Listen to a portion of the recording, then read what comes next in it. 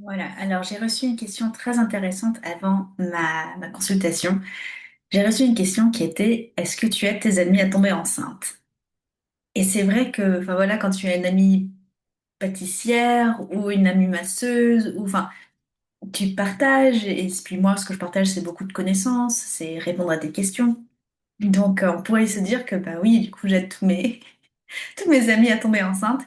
Et en fait, pas tant que ça. J'attends beaucoup, bien sûr, qu'on vienne me voir hein, avant de proposer mes services. Donc même si je sais que quelqu'un est en projet bébé, j'aime pas ce terme projet bébé, mais bon, soit, si quelqu'un est en désir de grossesse, eh bien, en effet, je me dis tout de suite, oh là là, je pourrais t'aider. J'ai beaucoup de choses à te dire, j'ai beaucoup de choses à te raconter, j'ai beaucoup de réponses, j'ai beaucoup de questions, j'ai beaucoup de... Enfin bon, je, voilà, je fais partie de l'aventure.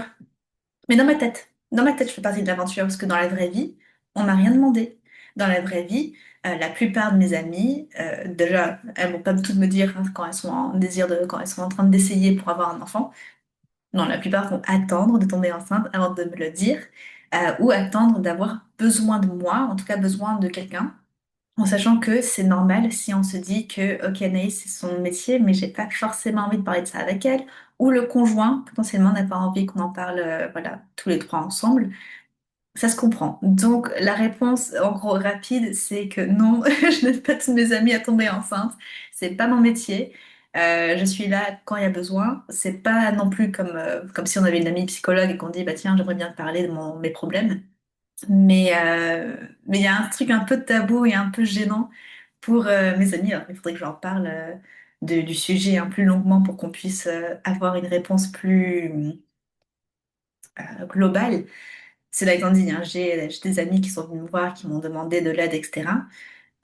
C'était enfin, de l'aide pour comprendre le cycle, comprendre le saturnisme, comprendre un peu bah, qu'est-ce qu'on peut lire du coup dans un cycle pour bah, favoriser une grossesse, pour comprendre pourquoi ça ne marche pas pour moi, pourquoi est-ce que ça prend tant de temps.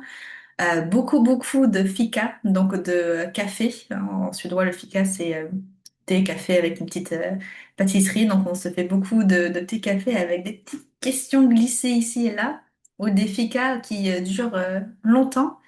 Et où je me dis, bah là, il va falloir que je retourne au travail. Et on me dit, ah, mais attends, juste avant que je parte, je voulais te poser une question. Donc, voilà. Donc, je n'aide pas dans le sens où je ne vais pas proposer mon aide. J'attends toujours qu'on vienne me voir pour me demander, ok, est-ce que, voilà, poser une question ou demander mon aide, vraiment demander mon aide. Donc non, pas tout le monde vient me voir pour ça dans mon entourage.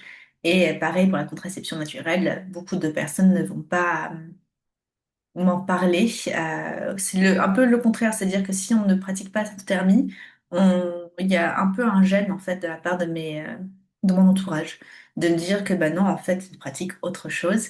Des fois des choses ouais, qui me semblent du coup un peu plus risquées que la symptothermie. Et pourtant, voilà, on va me dire aussi que la symptothermie est risquée. C'est un autre sujet. Mais du coup, ouais, ouais, il va falloir que j'y aille parce que j'ai une situation qui va commencer. Elle va se connecter. Mais bon, ça répond à la question par rapport à celles et ceux qui sont en désir de grossesse.